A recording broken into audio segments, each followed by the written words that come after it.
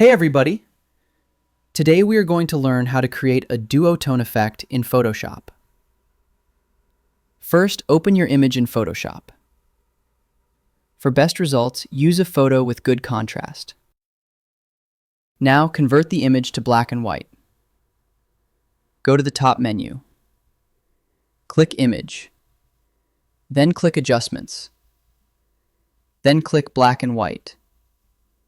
Adjust the sliders if needed. Click OK. Next, add a gradient map adjustment layer. Look at the Layers panel. Click the half-filled circle icon at the bottom. Choose Gradient Map. The gradient map appears above your image. Now click the gradient bar in the Properties panel.